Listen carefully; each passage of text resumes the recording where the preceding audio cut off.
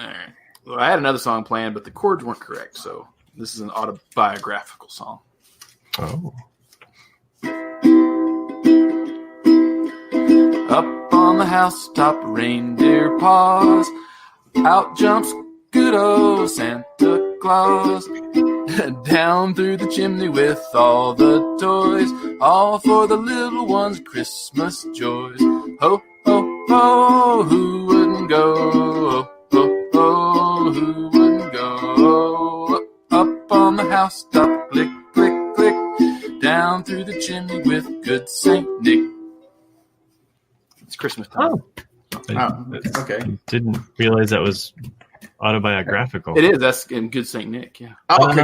I can't wait for the Ramblecast connection. Now I get it. Saint Nick. Yeah. No. I mean, last year I did Christmas songs all through December, so I thought I'd do the same thing this year. You know, if you remember what, Nick? What? That's your best one yet. No, it's not. But I'm sorry. I just kept. It was fantastic. I just kept waiting for a Ramblecast. Yeah, I actually had one written out. Where is it? I had one like lyrics and all. Well, you really go into it. Well, sometimes, yeah. If I have a few minutes at work, I'll write them out. But the chords weren't right for this song. I was like, so when I actually got back and could get the ukulele out, I was like, oh, this sucks. So I picked another one. It's hard to hit those high notes when you're trying to rhyme cocksucker with cocksucker. You have to do it fast. Yeah. Oh. Cocksucker. San Francisco cocksucker, Lou. For those listening and playing at home, Jack's name tonight on the show is Cocksuckers. Well, because Nick went to Deadwood, and I got trapped in Deadwood.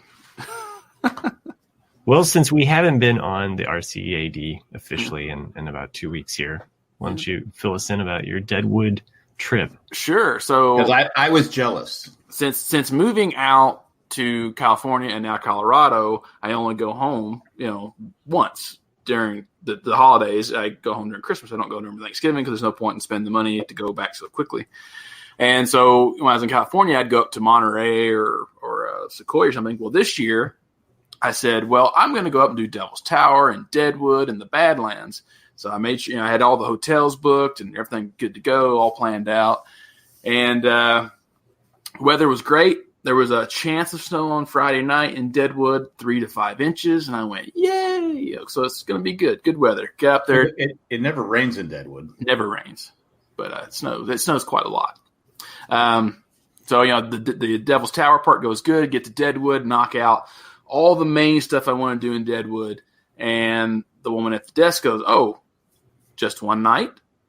And I went, yeah, I'm heading out tomorrow morning. And she goes, that's what you think.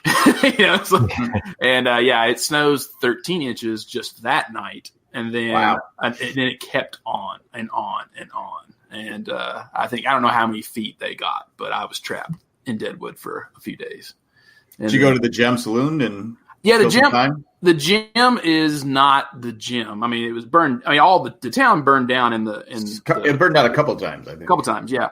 And actually, the gym is very disappointing in town. There's no blood stains on the. There's nothing. Well, it's just a casino at the bottom, like a typical casino, and then the restaurant up at the top. I was really uninspired with. I was like, oh, it's just kind of. Is that the one where you sent us the menu? Yeah, the menu. That's the one. Yeah, because I wanted to try it because I was like, I'm in town. I want to try it, and it just was not worth a damn. When I got to town, though, I like going to local mom and pop shops and all that. So I asked a lot around, and I said, okay. I was like, what's the one place I have to eat at? And they're like, oh, Saloon number 10. I was like, okay. And it's like a little stairwell that goes up this little narrow and up to this roof. And that was superb. I was the only person in the restaurant because the whole town was, about to be snowed in. So everyone was out of there. But yeah, they gave me a nice chicken noodle that was homemade, great. And then I had an elk steak, which I had never had before, which I thought was very good.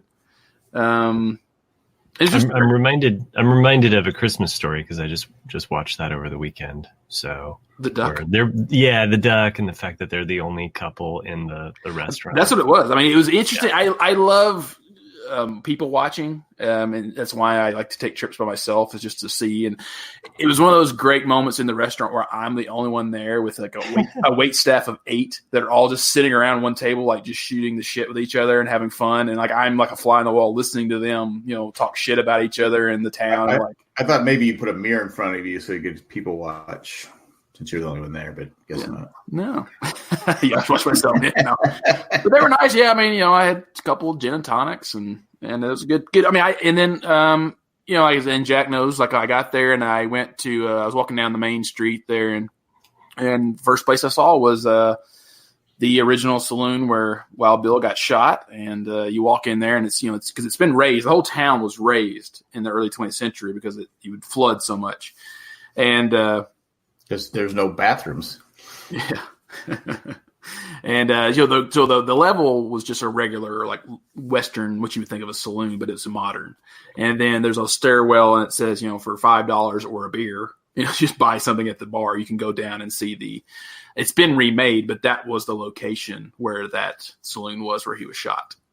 And so I got to see where that was and, sat down there and had a beer and, had lunch and then walked up to, the graves, and it's a good little town. You can knock out Deadwood, the historical parts, probably in 2 hours if you hoofed it.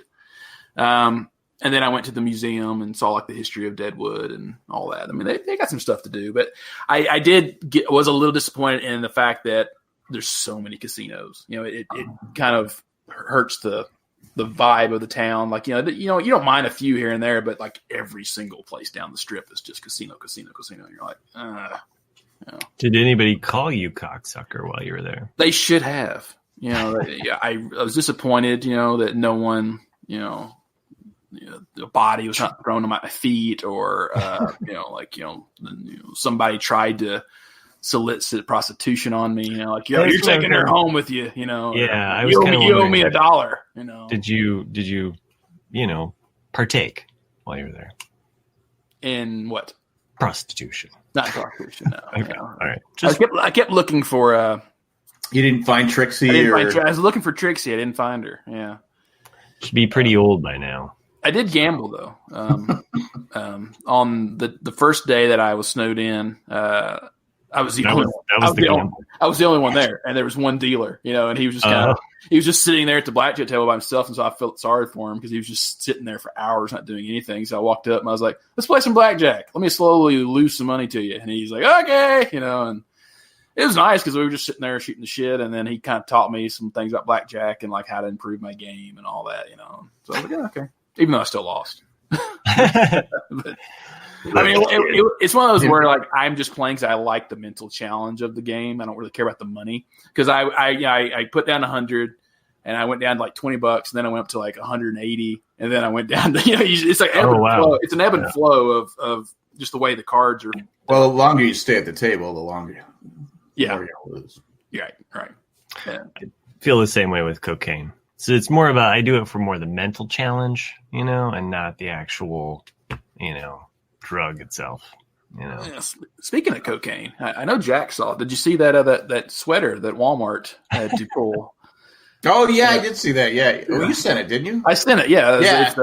For everyone out there who doesn't know, Walmart. You can just Google it. Walmart was selling a sweater only online, not in store, of Santa snorting cocaine. I'm not sure why they didn't stock this in stores. It seems like it would be a hit with some other clientele. If I saw that sweater, I would probably buy it just because it's just so insane. Well, that's because I go, well, now we know how Santa Claus stays awake all those hours passing away toys. Exactly. Passing out toys because, well, I like it. Pure as the driven snow. Yeah, I'm waiting for the reindeer ugly sweater. So, Rudolph has the bloody nose, the red. Yeah. Well, because he's so bitter because he was so mistreated, right?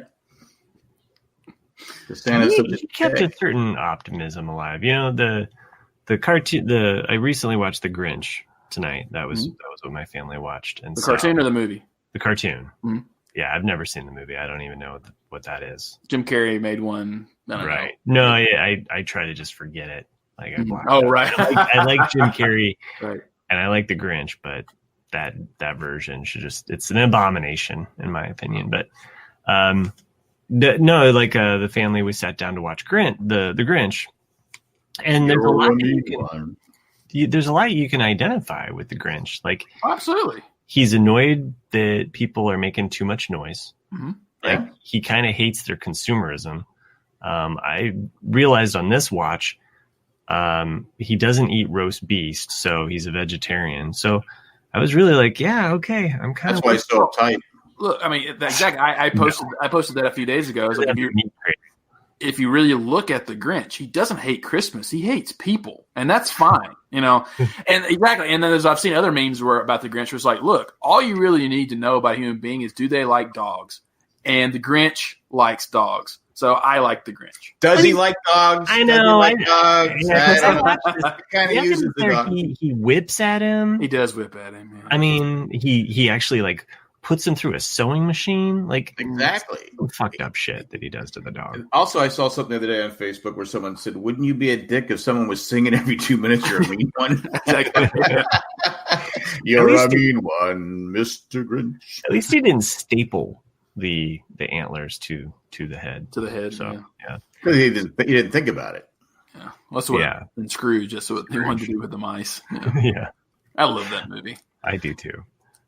So okay, one last thing about the Grinch. This version had like some special features, and so my wife and kid, well, let's watch the special features, and so we're like, okay. So we put on this special feature. It was called like TNT's. Like, would you have DVD or? It was a DVD, yeah, that my wife had gotten from the library or what have you. So we're watching it, and it's hosted by Phil Hartman. Oh wow! Oh really? Yeah. Wow. Yeah, so that dates it for sure. And it was what was kind of endearing to me is like my daughter was just losing it. Like, she just lost her shit. She thought that Phil Hartman was the funniest thing. He was funny. And he was. No, I get it. I get it. It just was really endearing to me that like here he was hosting this Grinch special. Time to get her to watch news radio. One thing at a time. So these jokes were right up her alley, though. Like, as far as like everything that he was doing and the special, like, I always liked Phil Hartman, but like it was really fun to be able to like just be pleasantly surprised by his comedic genius in this little special. So. A movie of his that I always liked that no one really seems to ever talk about or know is one he did with Sinbad called House Guest. Huh. Oh yeah. I loved that movie. It was great, and I still sing. Like, there's a song at the very end, like in the credits, that they're singing because they're out there grilling, like during Christmas. And it's like, load the grill with fatty meat, put it on a bun, and eat. And I'm like, I still do that. Like, I was like, it's just, I just like that. Was that Sinbad's last movie or the one that he did with Arnold? They're roughly the same time because I think they're both around 96. Yeah, and I know we said this before. Whatever. I mean, he was so funny.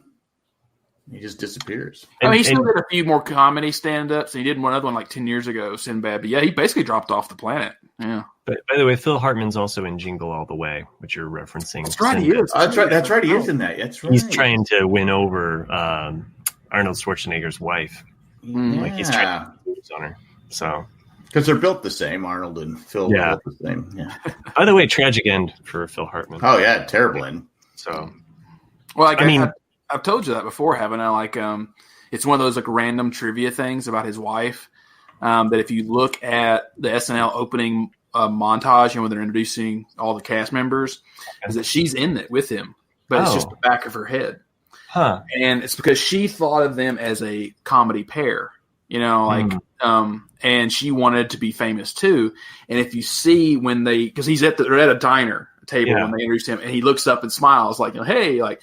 If you look on the left side, that's where his wife is sitting, and her earring is like dangling, like swaying back and forth very fast because the producer who was shooting all those things kept telling her to turn her head because she kept wanting to look at the camera to be Phil and her together in the shot. And he's like, no, you're not a cast member of SNL. You can't be in the shot. And she just kept trying to do it. And so like her head turns that quickly. And that's why her earring is flying. I never knew that. Yeah. It's just one. I knew she wanted to be famous, but I didn't know that. Wow. Well, for everyone who doesn't know, Phil's wife is the one who killed him. If people don't know who Phil Hartman is, murder, suicide. Yeah. So sad end. So anyway, I mean, it is sad because I just every time I hear his voice, every time I see him do something, I mean, he just had a certain caveman lawyer. Yes. What he did, Ed McMahon. Ed McMahon, that's what I think of. Yeah. Like he also was like a ton of voices on Simpsons too. Mm-hmm. So like he would always pull out that announcer. He was the perfect game show kind of host voice too. So he did, yeah. He had that timbre, of like mm-hmm. So anyway, he did Bill Clinton on. He did SNL. Yeah. That's the one where they're doing the running and they run into the McDonald's. Yeah, the McDonald's one. Yeah, and the Secret Service goes about how we can't tell. There's a lot of things we're not going to tell Mrs. Clinton. Exactly. There's a couple of ones that he did, like when that Viggo Mortensen movie with Gwyneth Paltrow and Michael Douglas came out, like How to Get Away with Murder or. It's something like that, and he did the same thing. It's like, I went and watched this movie called, How to Murder Your Wife. He goes, I watched it, I paid attention to it, it never happened. It's like, and then another one he did that was really good too. It was like something about money, and he's like, for $10,000, I'll bite my lip. He's doing like all that. It's just he did so many good classic things, like with Clinton. I don't know. Yeah, he was funny. Anyway, I just wanted to mention the Grinch because we're in that Christmas season. So, and I know Rudolph gets, especially Santa gets a bad rap from, a bunch of jacks out there. Oh, he's a dick. I mean, let's face it. You can't deny it. Are you gonna say he's not a dick? No. He totally deserves it. He's all right. Santa's shirt? And Santa for those reindeer? Yeah. Oh, yeah. So he's born out of that Mad Men era, he should be running like a boardroom. Yeah. And, speaking of bringing back classic things, I see both of you guys survived December 5th, 6th, because Krampus didn't get you. Now, do you guys know who Krampus is? Yes. Okay, good. So I got this because I love Krampus. And so instead of having Elf on the shelf, I have Krampus on the mantle. That is somewhat creepy. It's very creepy. It's meant to be creepy, and that's what I guess Nick doesn't have kids. I don't. Hey, kids. Wake up in the morning. Yeah. Well, he'll get you. I think if I ever do have a child, I'm definitely going to do the thing I've been reading about, where always wrap a few presents that have nothing inside them. And if the kid's bad, just grab one and chunk it on the fire. Xbox. Sorry. I would definitely do that. Be that guy like, I think Krampus just told me to do something. Oh, sorry. I was psychologically scarred. I believe in it. So you should pass it. It should be passed down from generation to generation. The Krampus, yeah. No, psychological scarring. Yeah, it works. So it makes me the host that I am. I remember the first time I think I learned about Krampus, which was through my German class that I took in high school. Mm-hmm.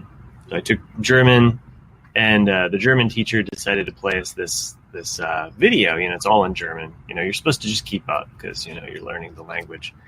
And like most good German students, I didn't know what the fuck was going on. Like they're talking, they're showing shit on the screen. I'm like, okay, I guess I understand what's happening.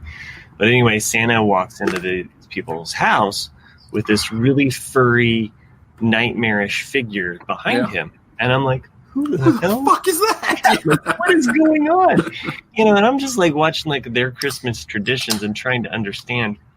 And they're talking and, it's really threatening and scary. And I'm like, wow, this Santa means business. Like this Santa's not fucking around.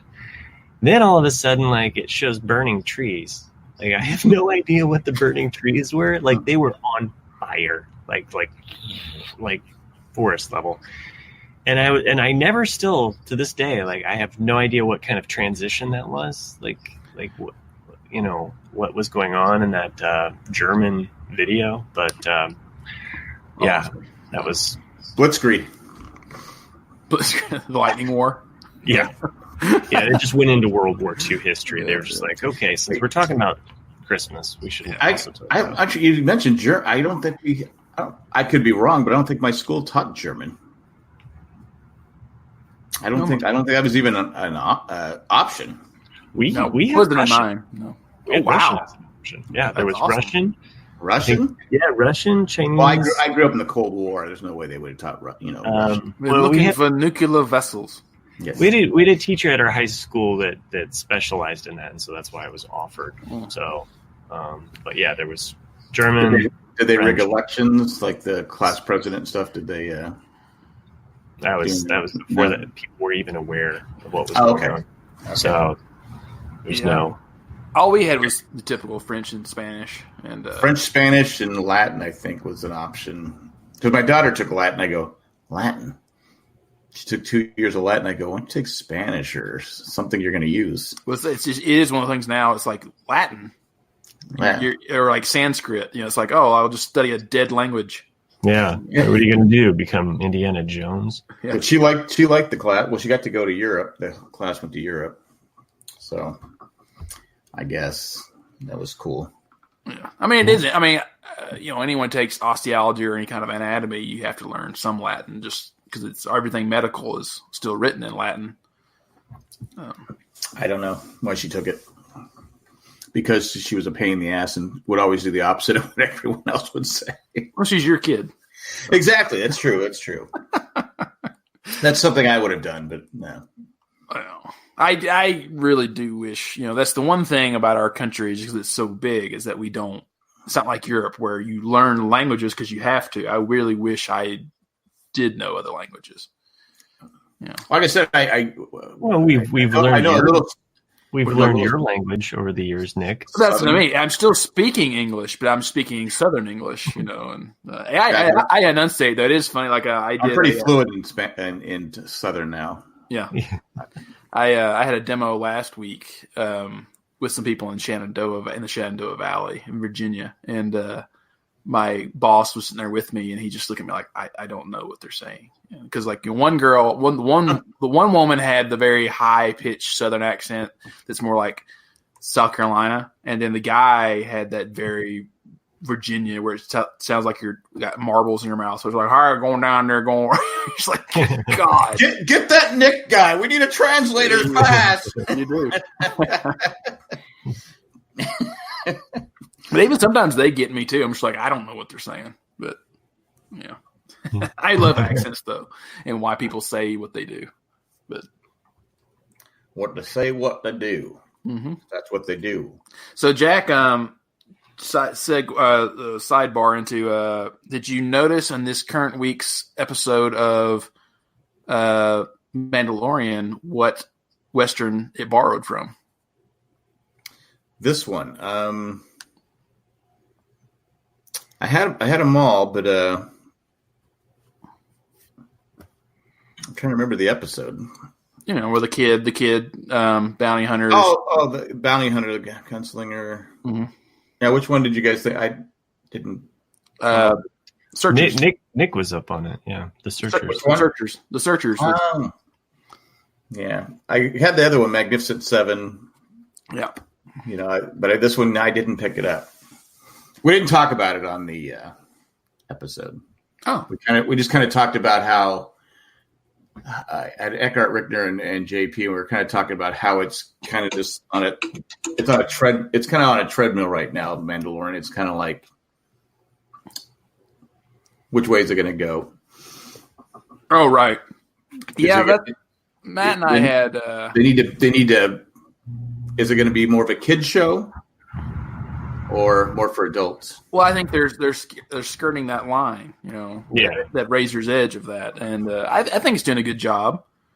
But yeah, Matt and I think I think at the end did discuss. We might discuss it after. We're talking about like how would this season end, and we think that Baby Yoda probably will be kidnapped or taken. Put into danger. I mean, put into danger. Yeah, and so it opens it up for the next season of him in pursuit. Or something. I can see that. Yeah, I can see that. But the first 2 episodes were more for adults, but it's kind of Were they? Well, yeah. It was because the first episode is fairly violent. It's true. Yeah, I mean, it does, and yet it diffuses it. And I think that the second episode doesn't have a lot of adult stuff in it either. So the second episode with the Jawas, it seems. Yeah. Sorry, we're getting into some slight spoilery talk. I'm still enjoying. I still like it. I'm still enjoying it. Just again, light spoilers for The Mandalorian. So if you haven't listened or watched any of this, you can skip forward. Blame Nick. Well, you probably we can stop talking about it. I just was curious because I know that Jack likes westerns, so I wanted to see if he. I didn't pick up on that one. Well, like this one, that was my one critique of this episode was I felt it should have been either an hour-long episode or a 2-parter because I really wanted. I felt it was a waste of the mercenary woman. And that's what we broke down afterwards. Was Nick and we were talking, and I said, "Yeah, had they done a 2-parter, where basically like he goes out with the kid or whatever, and meanwhile." The mechanic is about to be raided or attacked because she's got this kid that's people have got tracking fobs on it, like have her be put into danger and then set up for part 2 is where they're out, trying to get this other person or what have you, like could spend a little bit more time, I guess, developing the, because the one character, Pelly, wasn't really satisfying until kind of like the end of the episode, whereas the beginning it kind of like was a little bit didn't work as well. So but you can listen to all of this on Owen and Bruce. Nick and I break it down. And with Mike Bloom this week, so he was there with us punch for punch. So he came out punching like when you podcast or talk to Mike Bloom, it's like he hits the ground running. He's got like 15 ideas out in 2 minutes, and you're like still repeating the same idea. Like, and you're like, how did you say that much stuff? Like, so no, it was great to have him aboard, and just again, just kind of. I want to say though, before I see Nick's in Colorado for sure because he's drinking Coors. Yeah, like not to get too much. Yeah, like this is the first time I've had Coors in probably 10 years. They had a good deal. I think it's mandatory. It's the banquet because you can't get banquet anywhere, And so they had a case or a 30-pack for $15. I went, you know what? I'll get the banquet because I haven't had it in forever. So I'm sorry, I just saw the Coors. I went, someone's in Colorado. I'm in Colorado. I need to take a tour of down there in Morrison sometime of the brewery. One thing I wanted to say, and then we can move on from Mandalorian, though, Jack. But I wanted to say, because me and Matt had talked about this, is that this episode, like I said, is from the Searchers. I think that I agree with Matt and like how it should have gone, but I think the next episode could have been easily 3:10 to Yuma, and that the mercenary could have been him. Whereas it's like, hey, like. I'm just letting you guys, have me captive right now. I'm going to save your life. I'm going to escape from you. You can chase me down, but either way, I'm going to show you that I'm smarter than you. And I think that would have been an interesting episode. But whatever. Yeah, and I think we both liked the female character. We did, yeah. And I was actually weirdly rooting for her at some point when I watched. Yeah, I don't want to spoil anyone, but I think I don't want to say anything because I don't want to spoil anyone. Okay. No more spoilers.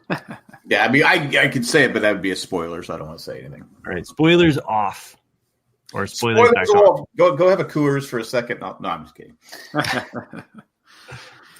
But I'm still enjoying the show. I still like it. Yeah, well, I mean, I think the first 3 episodes were really, if you put the first 3 episodes together, that is the pilot, right. And then the most recent 2 episodes. really actually feels kind of like a classic 80s show, and the fact that it's very like canned and I mean, you could skip them and then jump into the next episode. It wouldn't miss a beat. Yeah, right. That's true. Yeah, which I think they'll probably set up for the end will be something kind of like that. But one other thing, Jack, just to kind of keep you intrigued on the Mandalorian or what have you, one thing that we talked about on the show was that and Nick and I kind of agree on this, but when you watch Clone Wars or Rebels, which were the other two precursors to Star Wars on TV, the first 2 seasons of both of those shows are very generalized, trying to get cast the widest net as possible, and are a bit more like clunky in that regard. Whereas as the show progressed, both shows got better with each season when the nuances of the show really got to percolate together. So I kind of at least anticipate that season 2 or 3 of The Mandalorian they're drawing people in, and then once they get the people, they're going to open up the story. I think they'll grow a lot of those things, or let them. I realize that they're trying to build a network. Obviously, Disney Plus, a huge investment, and they're trying to get as many people as possible they have to get as many people as possible to watch. But to me, I go, if you just keep with the same, they're going to lose people. I just think if in today's television, it has to be a little edgy. There has to be something to it to keep people. Yeah, I think it just depends on which people you're trying to keep. Well, people that watch TV. Sure, but also depending on who your demographic is, though. So if your demographic, if you're looking for young kids, then it's the perfect. Right. So you're always going to have like the fans or the people over 40 that are like, yeah, I like Star Wars, I'm going to watch this show. It's really like about building that next gen aspect, and the fact that my sister is watching it with her kid. And she knows little about Star Wars, but she can walk into the show. She doesn't have to get all the references. The references that they give you are very light. They're not as deep as what they could go. So, I think that it does have a broad kind of palette that's working with there. I have no problem with shows being the whole family could watch. I know there's not many anymore out there. Right. No, that's just my take on what their goal is, as far as like this season. So, because I know the last show my whole family watched together was an older show, was Alias Smith and Jones. It was a show I watched as a kid, and I said we had the Western Channel. I said, hey, I used to watch this as a kid, and we all watched the pilot, and every day we'd watch it together. They loved it until the lead character commits suicide, and they bring in the other guy. And oh man! So it's like Pete. Was it Pete Dool? I want to say Pete Best, but that's the Beatles. Pete Dool. He commits suicide, and then they bring in another Smith, which is. It doesn't even look like him. It's the guy it's the narrator from the original. So it's kind of like, But it's a Western that's done campy enough that the whole family could watch it. But I think they should bring it back. Since they're bringing back shows, bring it back and make it edgier. Make it more of a adult type show. That's what I thought with Mandalorian was and I realized that I was wrong, that I wanted it to be an adult show. I wanted it to be a Western, like very gritty, very not violent, but just that. And then but with the introduction of Baby Yoda, it's like Matt was saying, it's trying to bring in a wide net. So because if it would have been a bounty hunter show, you would only captured like that 25 to 60, age demographic. Right. With Baby Yoda, it's like Matt has said, like, his daughter goes, "Oh, Baby Yoda," and like it's like it brings in kids. It's me too. I say the same thing. I mean, yeah. Well, you take care. You're a papa, so you know. So it's like baby Yoda. Mm-hmm. So, yeah. I mean, going back to Ada Smith, have you ever seen it, Nick? No, that's when you said the title. I was like, I don't know that one. Yeah. It's Butch Cassidy and the Sundance. It's basically what Butch Cassidy Sundance. It's Butch Cassidy Sundance Kid. If you know how they talk about how they would want to go straight, you know, well, this is that's where they take. One guy is Butch Cassidy. He's always thinking. The other guy is Sundance Kid because he's quick on the draw.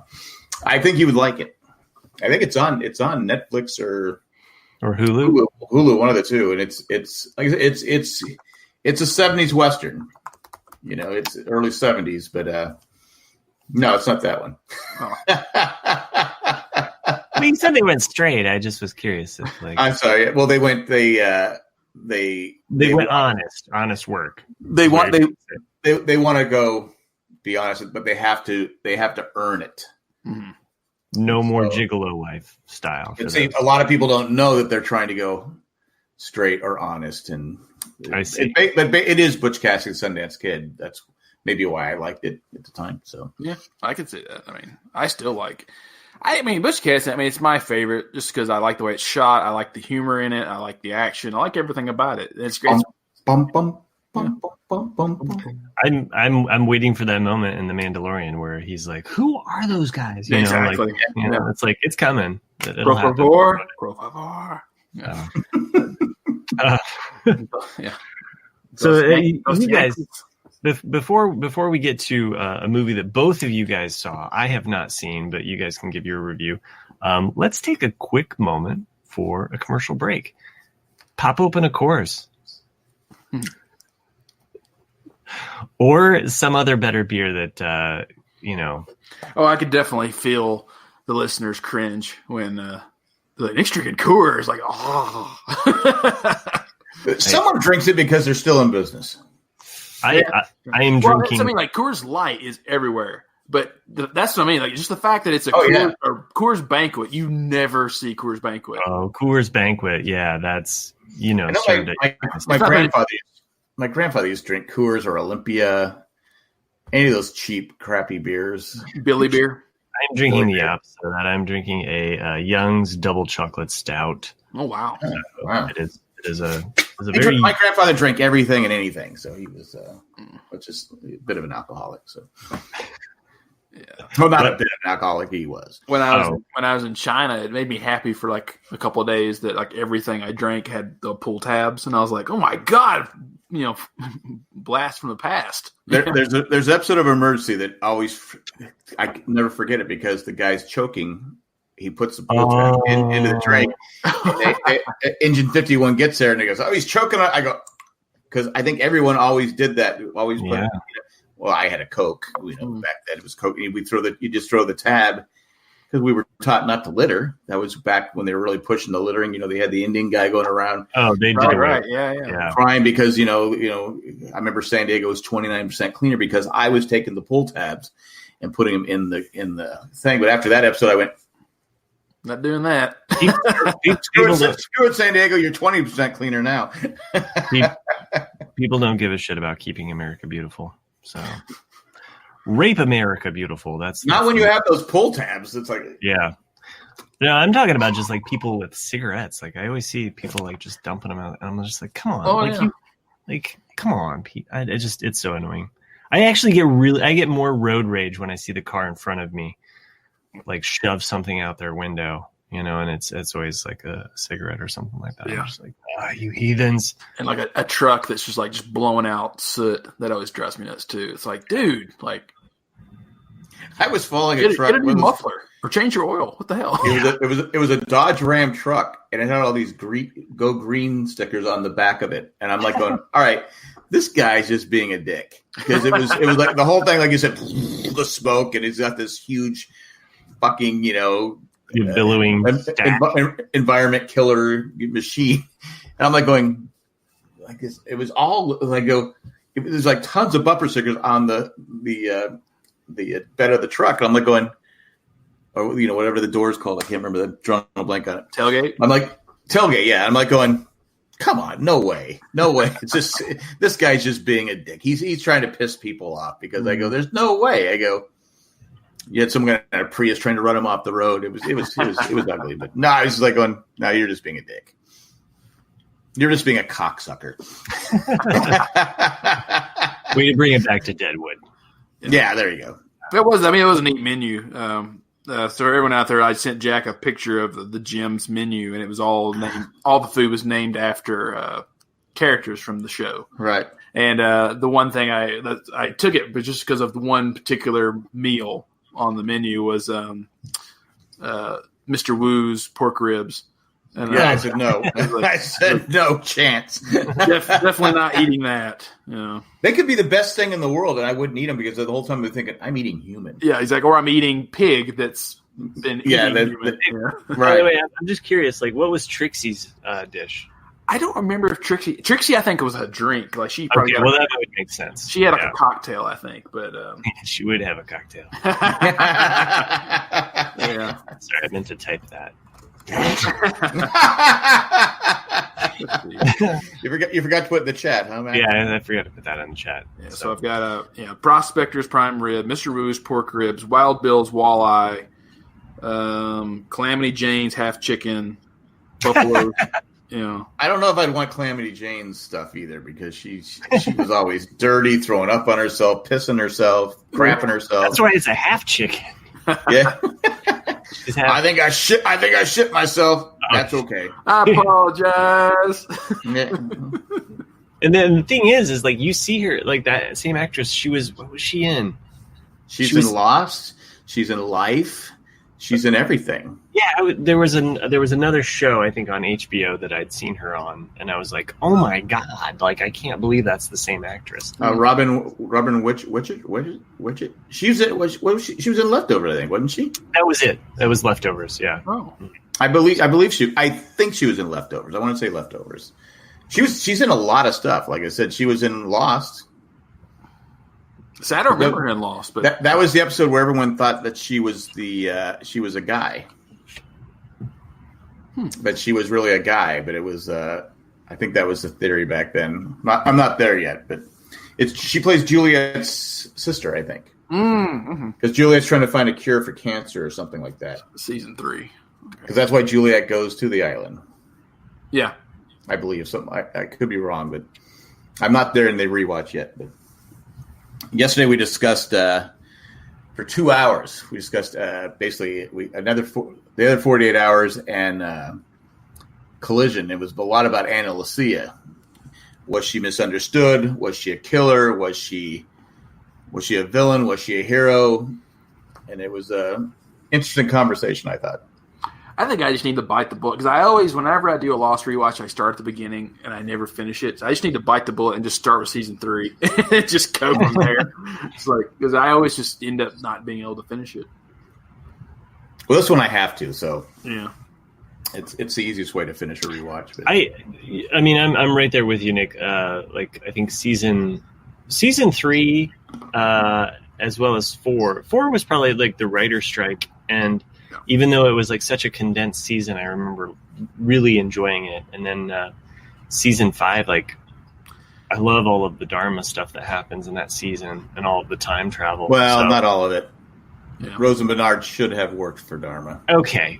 Aside from other podcasters' petty grievances. They were right there. They were right there. Everyone else did. Yeah. I mean, I think my frustration with season 5 was just that you had the perfect opportunity to explain what Dharma was, and they still didn't really do it. I mean, they did, and it was just like a company that wanted to live on the island, and have an experiment. But it's like, but I wanted more, like because like they made such a big deal about it, all the symbols and all the the hatches and everything. You're like, oh, like what is this thing? And they don't really. But it was never about Dharma, and it was never about all of these. One guy killed them all, right? So yeah. I agree what you're saying. I mean, there's all of these things about Dharma that like I really like and I wanted to know more about, but just living in that environment, I really enjoyed. So, but yeah, I mean, I always wanted more with Alvar Hanzo. I wanted more like how they got there. I wanted to see those scientists, like I wanted all of that good stuff. So So I hear you. So, but I like a lot of people did. But I like where it goes in season 5, though. Oh yeah. With the incident and all of that good stuff. So there was a incident. Yeah. No, I've said this many times. My only issue with the show is season 6, and that's it. I mean, I like the ending. I'm not one of the people that says like, the ending, they blew it. And like, no, I like the ending of Lost. Mm-hmm. I just didn't like season 6. I liked the episodes. Yeah. I just didn't like what they did with it. I felt that Man in Black and Jacob should have been introduced way before, because it kind of negates, in my opinion, season 6 negates a lot of 1 through 5 and like their struggle, because they kind of sum it up. It was like, oh, you were here because your lives were miserable and wouldn't have been good without me. And you're kind of like, oh, okay. I guess if you take that, if you take Jacob as truth. Yeah. So, because I think there's a little bit of flaws in both of them.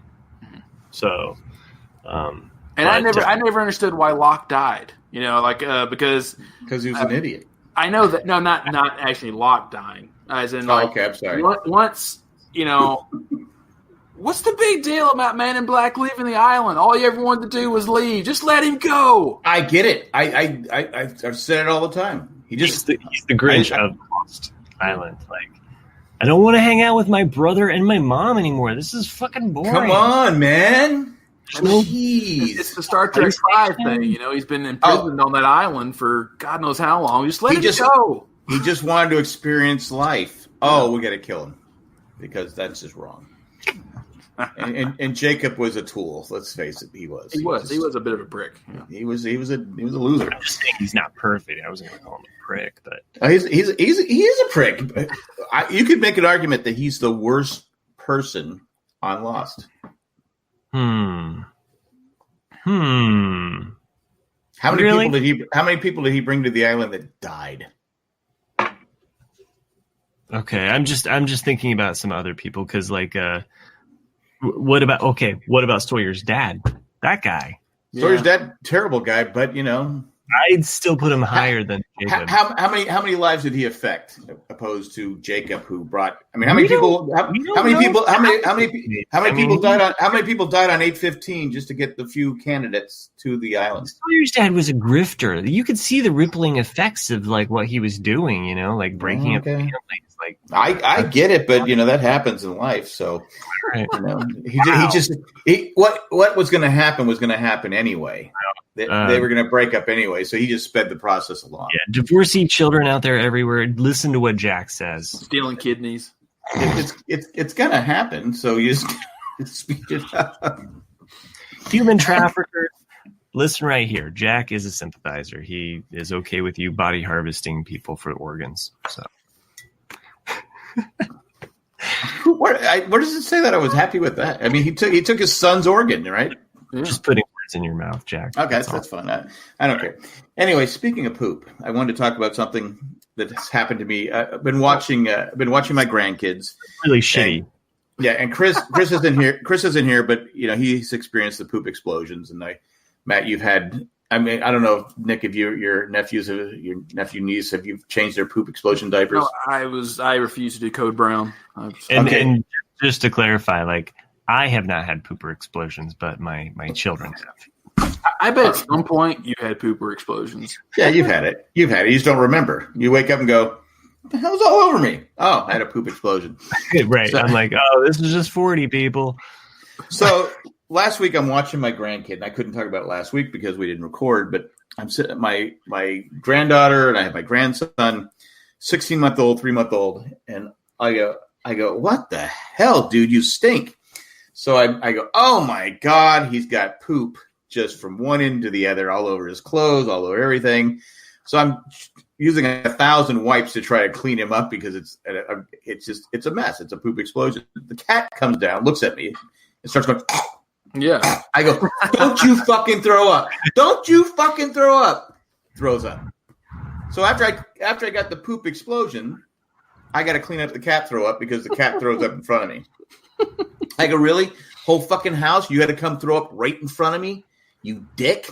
So now I'm pissed. At the cat. And of course, my grandson's looking at me like, why am I a dick, Grandpa? Why am I a dick, Papa? No, not you. Not you. He can't talk, but that's what he was thinking. So couple days later, I'm sitting there, I'm feeding him, and I go, and he stinks. I mean, when he poops, I'm feeding him, and he's like, you just hear it rumbling out of him. And hopefully people are eating while they're listening to this too, because it makes for the food to go bad better. Was there corn? No corn, because it's just formula. Because corn we talked about before. Corn, for whatever reason, no matter how you chew it up, it comes out as corn. I mean, it's like a magic trick. I want to know how it's done, because I chew up my corn, I go, and it's still float. I go, how the hell is that corn still intact? I know I chewed it up, so it must go back together. The shells, yeah. Anyway, so I'm sitting there, and I go, dude, you stink, and he's just smiling at me as I'm feeding. I go, dude, you stink, because he really did stink. I go, no, really, dude, you stink. I go, wait, why are my pants? I'm wearing sweatpants. I go, why are my pants wet? I go, oh, it's on my hand. I go, why is it on my hand? I go, it's all over my leg. It's on my leg. It's all over him. It's on the couch. I'm like, oh my God. I'm like, oh God. I go, it just was everywhere. I'm like going, so I put him on the little poop mat we had, and I'm trying to clean him up.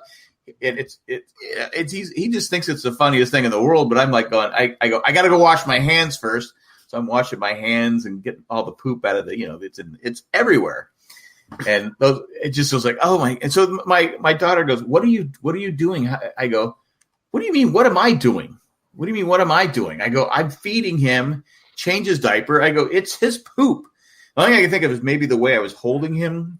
I was putting pressure on the diaper at an angle. And maybe it was when he was pooping, it had nowhere to go because of the angle I had him. So it was squeezing up. It was shooting up because it had nowhere. It's filling up, and it's back into the left. So now I put him at a different angle, so I'm not putting any pressure on the diaper. So maybe it was me. But yeah, 2 days in a row of poop explosions, and it's like, oh my God, I didn't sign up for this. I did not sign up for this. Now, what if you wait like 25, 30 years? When you're old and senile, and you just like fling your own poo at your grandchild. And like, what? You thought it was hilarious 30 years ago. Here, change my diaper, kid. Yeah, exactly. Now, Jack, you're an open-minded guy, and this is something that I think that's what people think. Yeah.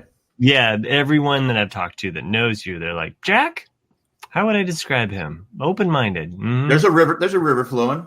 Mm-hmm. Yeah, sure. And I'm flowing with that river. So within that river, and now that you have grandchildren to take care of during the day, you have clearly a lot of this. This is something that you asked me about for quite some time on a certain podcast. Would you let your grandchildren create art with poop? Well, not being see the difference here is I'm not an artist, so I'm not an artist where it's like, okay, like the guy that did you see the one where the guy did the banana, taped the banana, and that was supposedly art. So artists have that. You're supposed to have. Aren't you supposed to have freedom to create, right? Where I might think that, okay, that's obscene. No, that was done by an artist, so it's okay, right? So I'm saying you're as an artist and a professor who teaches art, you should allow people to do whatever they want because that's art. I'm not an artist. I think it's gross. So I can say, hey, no, you're not using the poop to make a art project of Abe Lincoln. No, I'm sorry, I can't do that. But if I was an artist and I taught art, I'd be like, yes, use your whatever comes to you as an artist. You use that. So sorry, Matt, you lose on that one because you're an artist. You're a repressive artist because you say, no, you have to do it my way. Well, I'm just going to call bullshit on this because I think this is a classic case of when the poo is on the other foot. When the poo's on the other hand. And then we really know who's willing to deal with a lot of shit and who's not. Well, I deal with the shit. I don't run away for it.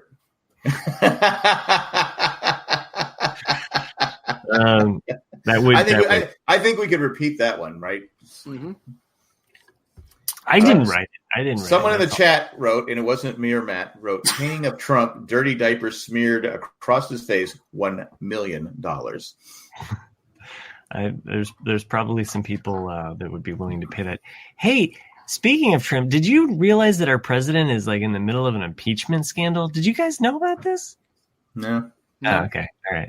You guys. I mean, I'm on social network, but I haven't seen anything about it. Oh, okay. So. All right. I just was checking because I was like, holy shit, who knew? I got to be honest with you. I didn't really pay attention to the last one that happened. So it's like I got things to do, and the only time I think the only one I ever paid attention to was the Nixon one because I really didn't have a fucking choice because it was on every fucking network. Oh, Steve, that's the problem here is that we just need to force people to watch the shit that's going on.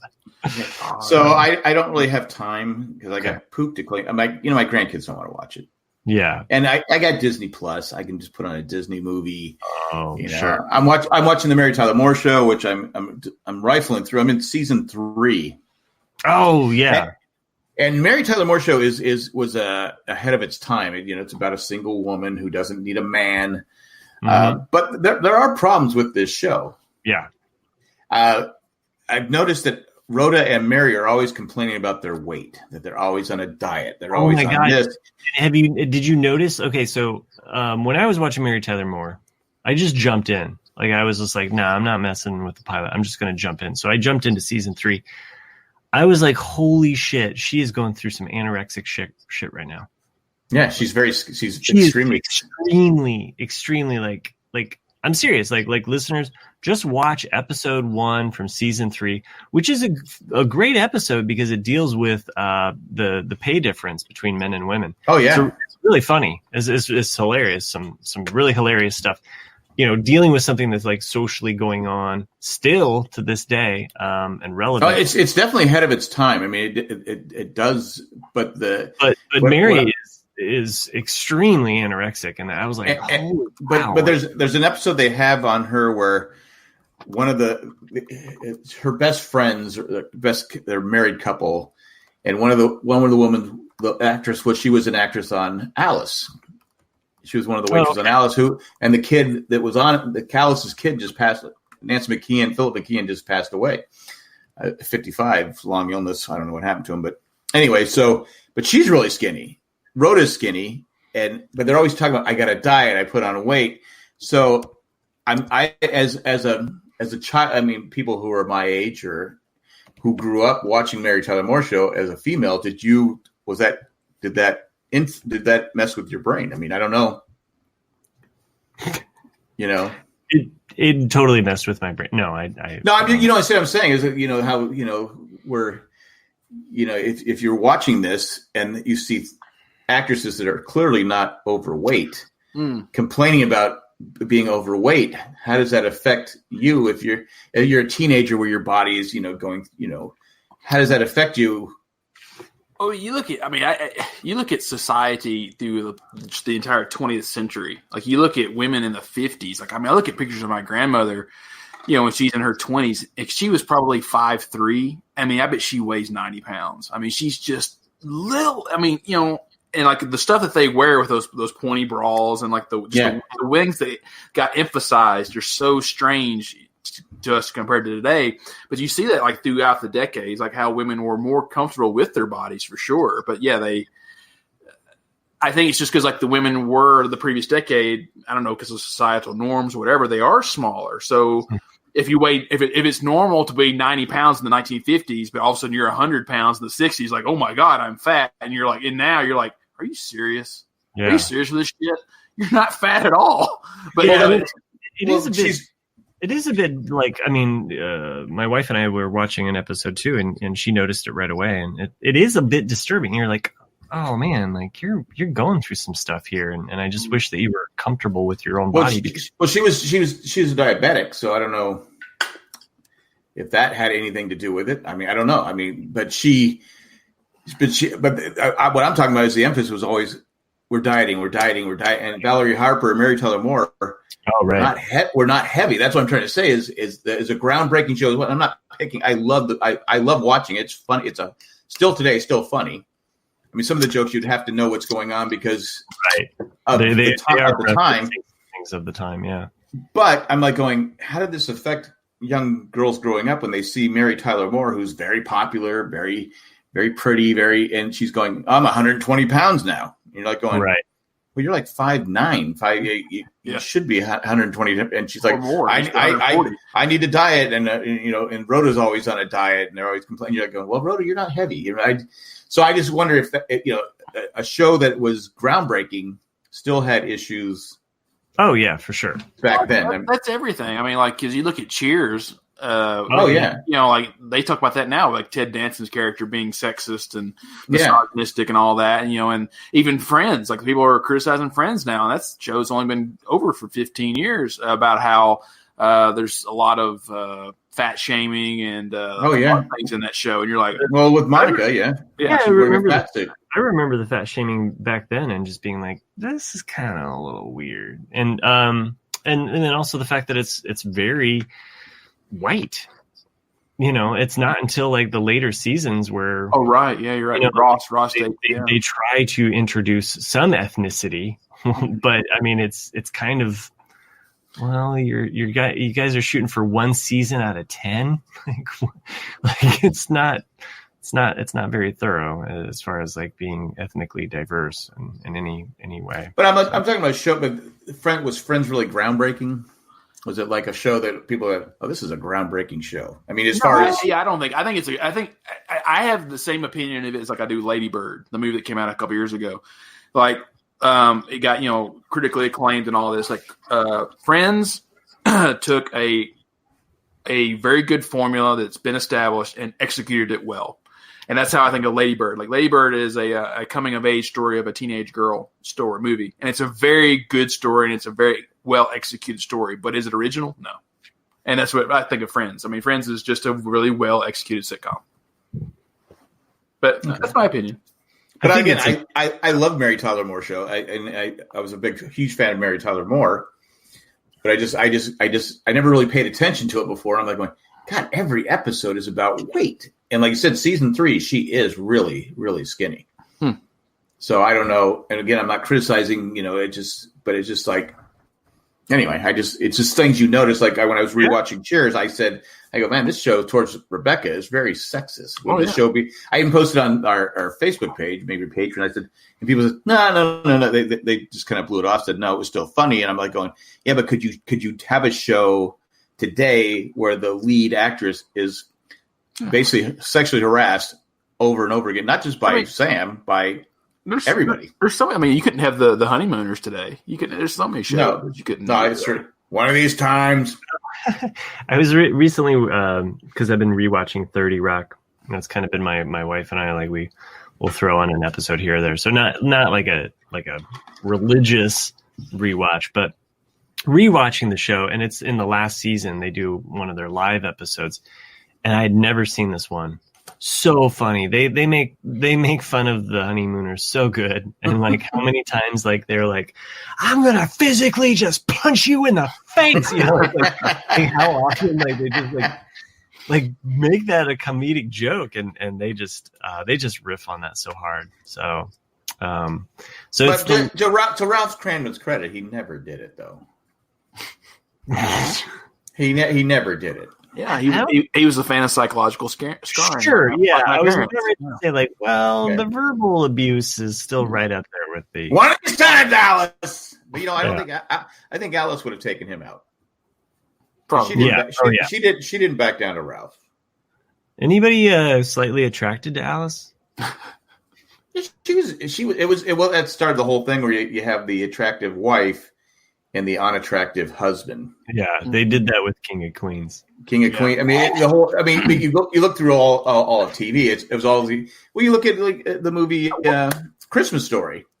Yeah, he's like, was it Gavin? What's his name? What's the actor? You're saying that the Christmas Story, like the wife is like super hot. Well, she's super young and she's more attractive than the guy. I mean, the guy is he in his time, and in his prime, he was a good-looking guy. He's like 7 years old. She was trying to castrate the man. Yeah, I think to be fair, he was old, and By the way, the parents on Christmas Day is probably one of my favorite parts of the whole movie. Mm-hmm. The parents on Christmas Day, like the dad, he's so tired, like he's just like, whatever, let's just get this shit over with. Like he's just like out of it. I just love the way he plays that. My wife likes to look at old videos, and she goes, "Yeah, you ever notice that Dad's sleeping?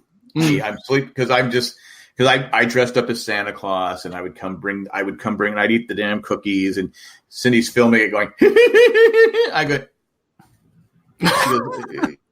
And the kids, we'd film it. We didn't have a fireplace a couple of times, so I came through the front door, and then we kind of edited the fireplace when we finally got one. But I'd be up all night long putting those damn toys together, and sure enough, there I am just sleeping on the couch because I'm exhausted. And we still had like 3 houses to go to back then. But anyway, going back to Mary Tyler Moore, funny show. I love it. I just have noticed I don't know why.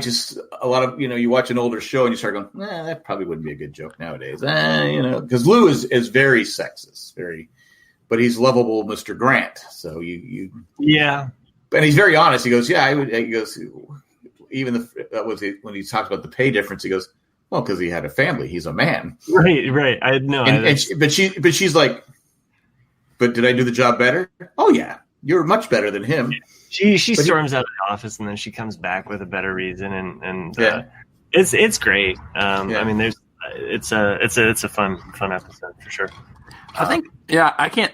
The only show I can always think of that shows the partners being equal, with both having good jobs and not one being stupid, the other one being smart, is the Cosby Show. I was going to say the Cosby Show. Yeah. I was like, do we talk about the Cosby Show?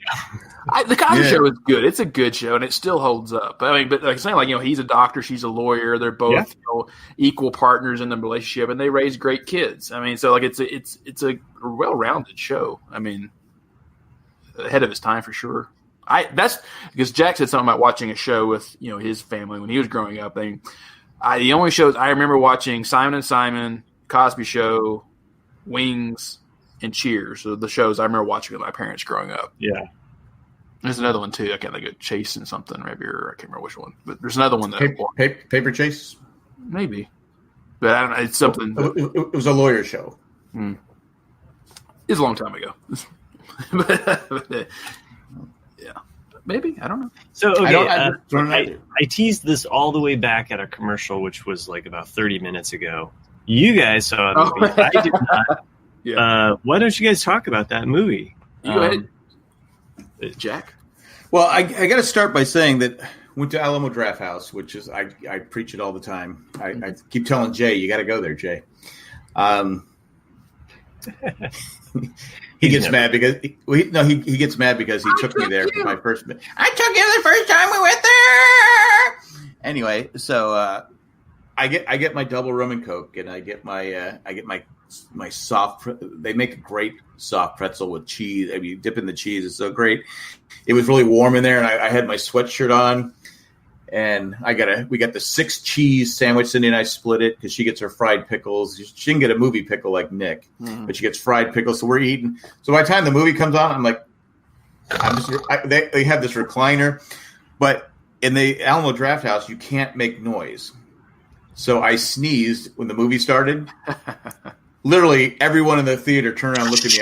I'm like, so the next time I got another, because a sneeze, you usually sneeze twice. And I'm like, I'm holding everything in my face, trying to, not make noise. So then I had. I'm going to ask you to leave. Your allergies are affecting the other. Your involuntary bodily function. Everyone put up their white paper. Get rid of the guy on seat 2, row 3. But then I hadn't raised my seat up yet because I kind of dozed off during the previews because I was I was full. I was so snugly warm, and I was comfortable. Pretzels, lots of cheese. I get you. Putting together toys. So I said, "Oh, I got to raise my seat." And every time I push the button, it goes, and everyone would just look at the guy next to me. He's looking at me like, "You dick." And I'm like going, "How dare you be comfortable?" And then also, it must have been something with the motor or something because it really wasn't moving because usually it goes. a few seconds, it's where you want it. But I go, I'm like going, my wife's looking at me like, you're making noise. Stop. So basically, I went through the movie. I sacrificed, I'd wait for a loud seat and I'd push it. So most of the movie, my seat wasn't where I wanted. But anyway, I don't know how to describe this movie without, I don't want to spoil anyone. Well, if you guys want to talk about it, I will let you guys talk about it. Spoiler free. Like, you let the spoilers fly. Like, just let it. No, I don't want to spoil. I don't want to. It's not a movie you want to spoil anyone. I'll ask Nick. Did you figure out who it was? Yeah. All right. I'm going to take off my headphones because I haven't seen this. Because this is a Rian Johnson movie, I'm just fucking with Nick. No. Also, I'm going to go get another beer. But you guys talk. Yeah. Okay. Yeah. I'll set up my situation as well. I go to. We don't have one at Denver has an Alamo Draft House, but not Fort Collins. And I didn't feel like popcorn. I was like, I'm going to get a movie pickle, but I only took one bite of it because it was so strong. And I actually felt bad too, kind of like similar to you. Like, I sat down on the nice leather chair and I put my feet up, had the little table there in front of me. I opened it up, and it was one of those that I don't know how, but it was just the overwhelming smell of pickle, and it was so strong. If you took a bite, you're like almost where you get tears out of your eyes. It's so strong, and I was like, I can't eat this. So I just let it sit there in front of me the entire movie. And every now and then you'll get those whiff of pickle. You're just like, I know that everyone else around me is like, that goddamn guy with that pickle. Like, who gets a pickle? Eat the fucking pickle. Eat the pickle. I'm tired of smelling that fucking shit. Because it was Texas where someone posted something where they had movie pickles, right, on our Facebook page. Well, I had brought it up years ago. I know, that I got a movie pickle, and you're like, "What's a movie pickle? What's a movie?" And then who goes to the movie and gets a pickle? Yeah, and I guess it's just popular in the South, and I guess because Colorado is not the South, but there's a lot of Texas people that live here, so maybe that's gotten.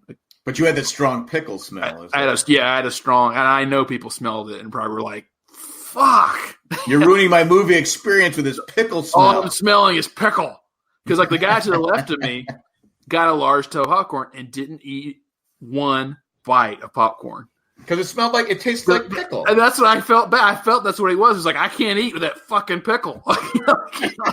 Can you put your pickles? Can you put it in your pants or something? I'm really sorry that I missed this conversation because it clearly was not about the movie and just about a pickle. It's all about the movie pickle. It's movie pickle. Yeah, we're leading into the movie. Yeah, leading into the movie. Go ahead. We're not going to spoil you on the movie. No, what? We're not going to spoil you. Oh, okay. All right. I'm here. I'm listening all ears. Now I'm sad. I saw it got a 98% on Rotten Tomatoes. Yeah, I think it's a bit high. Yeah, I gave it a B+, maybe just a solid B. Yeah, I said solid B. It was a good movie. Yeah, but as far as a whodunit, it's not a whodunit. That's the thing. Yeah, they bring it. They advertise it as a whodunit, but it's not a whodunit. No, because it's. I don't want to spoil people. Well, it's just I don't want to spoil people who haven't seen it because people are going in there. Because I was thinking, okay, this is going to be fun because I'm going to be able to figure out who it is. It's like going to go anyway. But it was a fun movie. It had interesting characters. It had some funny. It had some very funny scenes. The girl that can't tell the truth because if she doesn't tell the truth, she throws up. Right. I thought it was hilarious. I thought it was well done. A great cast. Mm-hmm. I would say, go see it. Yeah. But don't if you're sitting next to a guy with a pickle. Yeah. I agree. I don't think it deserved its 98% rating, because to me, the best two movies I've seen this fall / early winter are Jojo Rabbit and Parasite. Those are the two that I would say those are good films. This one is like, oh yeah, it's good. Go watch it if you have time, but I'm not going to be like, dude, you have to go see this. Because it was my pick because we were going to go see Mr. Rogers or the Mr. Rogers movie, but JP said, nah, I didn't like it. It was terrible. It has nothing to really do with it. You listen to JP. I mean, he also hates Big Bird and Carol Spiner, who died. What? So I'm just joking. I didn't see that. How can you hate Big Bird? Like my daughter had when she was younger, she had such a crush. We used to say, "Oh, you're marrying Big Bird." She always had this Big Bird she carried around with her. So anyway, and now I'm watching her daughter, who's about the same age when she was watching it. Anyway, but it's a good movie. I would recommend. Yeah, go see it. It's fun. It's entertaining. It's got funny parts in it. Are there any Muppets? No Muppets. Okay. No Muppets. But it has an all-star cast. I mean, it has. It does have an all-star cast. Yeah. Jamie Lee Curtis, Don Johnson, Chris Evans, other people you've seen before that I don't know their names off the top of my head. I got that. Other people you've seen before, like Christopher Plummer's in it. No, I think that should be a tagline for any cast that like a movie's trying to advertise. Other people you've seen before, like Daniel Craig's in it. My wife did say he does a great. He had a Southern accent. He goes, "Isn't he British?" I go, he is. I go, but he has a great. The Southern accent is the easiest one for British people to do. Is it? I've heard that. The thing is, so take the Academy Award away from him. Thanks. Man. I'm just saying that it's not like a hard stretch for them to do Southern accents. It's like us doing Cockney. It's like it's so easy to do Cockney. Well, it's because the Southern accent is the closest thing to the old British accent. Boom. But the thing is about actors and the way a lot of people perceive the Southern accent is that to a lot of people, there's only two Southern accents. And it drives Southerners nuts because you'll have two different actors in the same film doing the two different accents because of their status in the film. So you'll have the redneck that's going to be like, "What you doing around here?" Or like, that's the ignorant redneck guy. She's like, "Hey, you got some pretty teeth there, boy." Yeah. By the way, for the listeners at home, when Nick does this accent, he also gets the crazy eye. Like it's full on. He gets into character. He does. Like the crazy eye was there. He's back in Tennessee.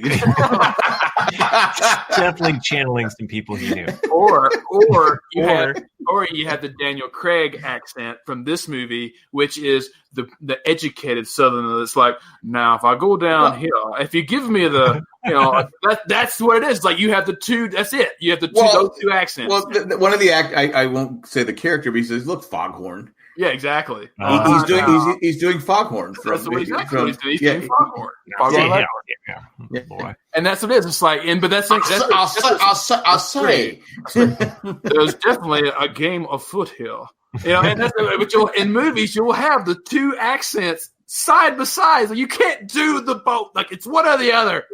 The guy that's in the guy across the streams. Right. The guy that's in Atlanta who coined Florida Man is in it. I don't know his name, but he's fantastic. Okay. He's in the movie. I don't know. You've seen him before in many other things that you'll recognize. Well, you'll recognize him right away. What film? If you've seen Atlanta. I have not seen Atlanta, so that's why I What? Are you talking about Donald Glover? No, it's not Donald Glover. It's the guy that coins Florida Man. Okay. Have you seen Atlanta, Matt? No, I don't. What channel is this Atlanta on? No. You have never seen Atlanta? Atlanta is a show. Right, no, I know. But like where can I see? I see. Yeah. Is it like TNT or no? I think it's TNT or WTBS or it's not like it's on Hulu. Oh, FX, I think. I think if it's X, I think it is FX, yeah. Maybe it is. You guys have not seen Atlanta? No. I am cut off from all cable, so if this is not so am I. You just have to figure out a way to watch it. I think it's on Hulu or Netflix. Okay, I'm going to search it right now. I'm doing it. It's hilarious. It's great. Donald Glover's in it. The fuck is the T at? I can't believe I'm talking to two people. It's on there. Okay, I am adding this to my stuff. It's hilarious. It's not only hilarious. It's a dramedy. I guess you'd call it. I've wanted to watch the show, so it's not for without. Anyway, the character in Atlanta who plays kind of a drug-induced character, he's in this movie where he's not drug-induced. He's the detective. Oh, that guy. Okay. Yeah. And not the guy that's into the whole. He's a fan of the writer. The other guy, yeah, which is funny too. I mean, it's got some fun. Again, I say go see it. You'll enjoy it, but the whodunit part is really like kind of okay, all right. So I may not have seen a movie as good as that, but HBO recently had the movie Shazam, and I was like, oh, I've never seen Shazam. You know, it's like a superhero movie. I used to watch the show on Saturday mornings. Shazam. Yeah, it was Shazam. So they had ISIS and Shazam. The terrorist organization or the god. Well, almighty ISIS, and then Shazam. It was Billy, whatever his name is, and he traveled with a guy in a Winnebago. So I don't know what was going on there. Huh. I don't Well, know if he'd go Shazam. Well, it's a little different than that. But didn't Gomer Pyle used to go Shazam? He did. I think he did. Yeah. Mm-hmm. Now, okay, Gomer Pyle, did he have the rich Southern accent or the redneck Southern accent? Gomer was just Gomer. He had the Hoosier accent. Yeah. It wasn't even like, Indiana is a southern state, even though it really Indiana the southern state? South of Indianapolis. No, I'm telling you, Indiana is the most southern northern state. So just watch the way they vote. Shazam! Exactly. So anyway, I enjoyed the movie. I like all the references to the other DC properties that they make in the movie. So it was fun. It's a superhero movie. I knew what I was in for when I turned it on. So And you didn't pay for it, right? What's that? You didn't pay for it, so it's just part of HBO. So yeah, I saw it in theaters, and I kind of had mixed feelings about Shazam. I mean, I liked some of it, but I felt that they didn't know where they wanted to go with the film. Okay, that's fair enough. I mean, the end and kind of what happens to other characters coming into it, I was like, oh, okay.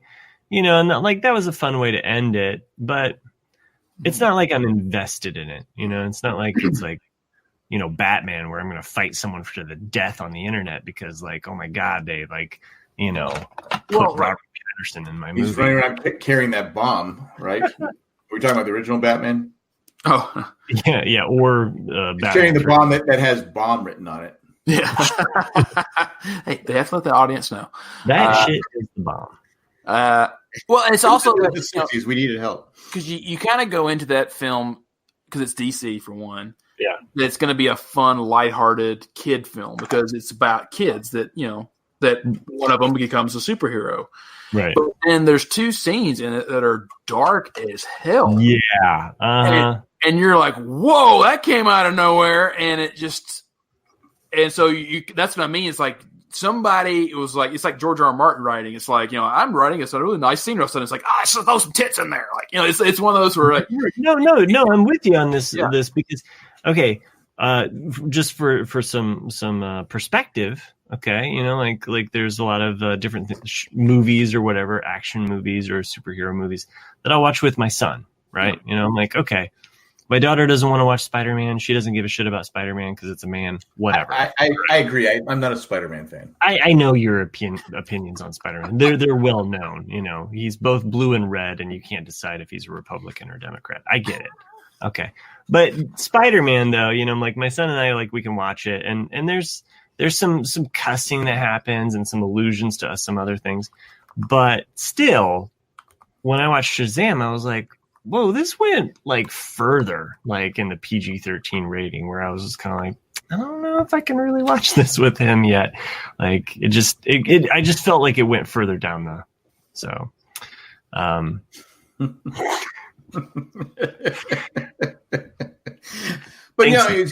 what you cracked me up is you mentioned you watched a movie on HBO. I can't remember the last time I watched a movie on really? HBO. You're just always watching the TV shows? I'm watching TV shows. I got to watch Succession. I haven't started Succession season 2 yet. Yeah, and Silicon Valley. I'm like episode 4 in Silicon Valley, but I've stopped because I'm watching the Mary Tyler Moore show. This season or the whole show? Oh no, I started Silicon Valley from the start. Okay, yeah. To be fair, when I first started Silicon Valley, I go, oh, this must be a mini series on I thought it was going to be right. I thought it was going to be about Silicon Valley, and I started watching. I go, "Oh, this is funny." I go, "Oh, it's a T." Sorry. Oh my God! Again. What? Mass produced podcast. Look, you did this last time. Okay, I have a timer on my phone to remind me to move the fucking elves. Okay, like we have this infestation of elves that came into our house. They watch the kids. They're, I feel like it's a whole Big Brother scam. So, I say this before. Can't you get elves on the shelves? Let's get the invention out there that they just move. They're remote control. They move themselves. They move themselves. He doesn't have to be moved either. It's like they finally came out with the Christmas tree holder that I always said they should have, where it goes and clamps to it, where it comes and it clamps to the trunk. Oh, like as you set it down, it just clamps. Well, you tighten it, dum, dum, dum, dum, dum, and it has these things, and it clamps onto it. So they're putting those screw things into it like this. You're trying to balance it out. Mm-hmm. Also, I said what you do is you have a reservoir. You put the water in. It's like 3 feet high that holds like 10 gallons of water that looks like a present. Oh, yeah. Mm-hmm. You just pour the water in there. It goes in there. So we need some water. It's not where you have to reach underneath the tree. Put your hand. Is there water in there? Oh, no. Let's put some water in there. Oh, I'm spilling it all over the floor because I can't get the angle of the cup into the I like your present idea, too, because, the present reservoir keeps the other animals out, too, because, you got the cat, the dog. They're going to oh, this is some good water because, it's touched the tree, so I got to drink that shit. Yeah, they can't touch it because it has a little straw that goes in the tree's thirsty. It's just like the whole hamster thing. It just drinks the water as it goes along. Trees and hamster are pretty much identical. So someone stole my idea of the clamp that I've had for like 20 years. And now someone will probably eventually steal the reservoir. And someone's making billions of dollars. And I'm podcasting with Matt, who has a phone that goes off. That's just your own fault, Jack. If it's been 20 years for not patenting it. I talked to this guy that I used to work with, Kevin, who invents everything. He goes, I'll get around to it. And he never got around to it.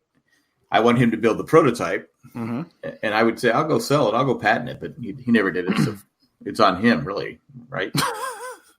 You gonna blame your own laziness on somebody else? Okay. Oh yeah. I'm like.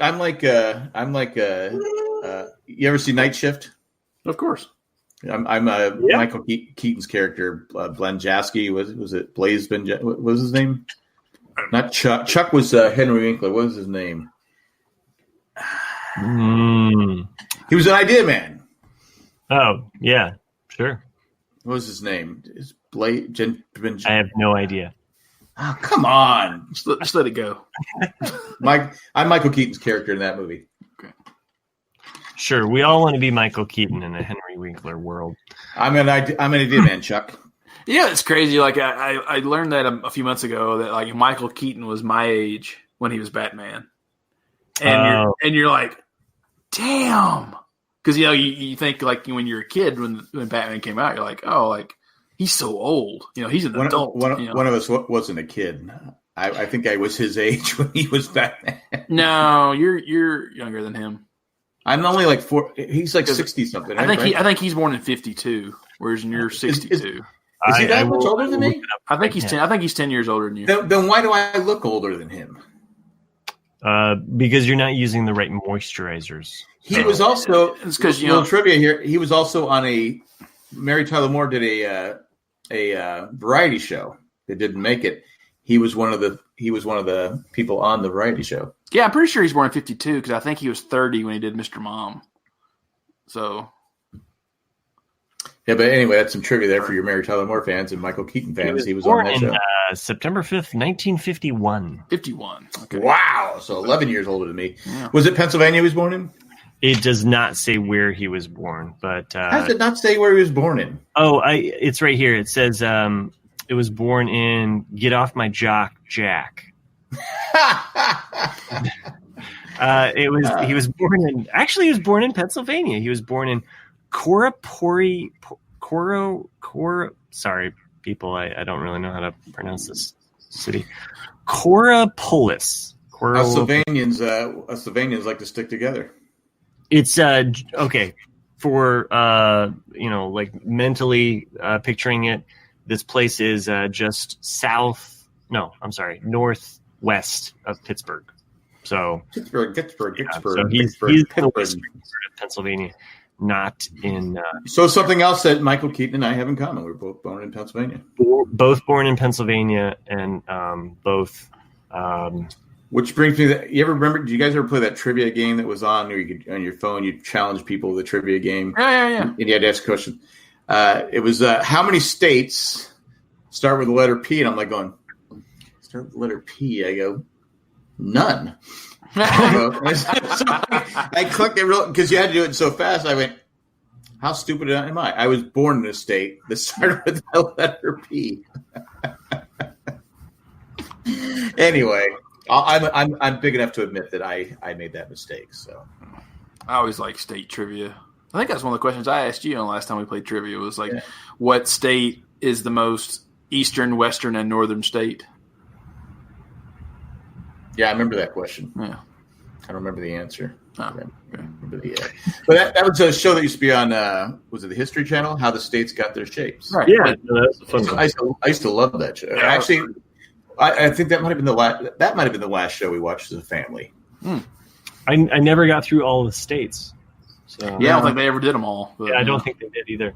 So well, they got the South. I stopped caring. Yeah, there's a book out there that that tells them all. Okay, Jack. There's a National Geographic show called "How Dogs Got Their Shape."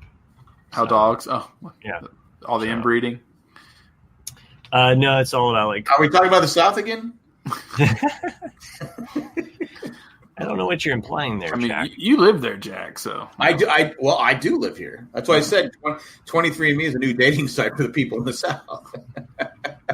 Wow. Well, there goes all of our Southern listeners. Yeah, that would have been like, if someone said 23andMe is a dating website, I would probably think, wow, that's an orgy website.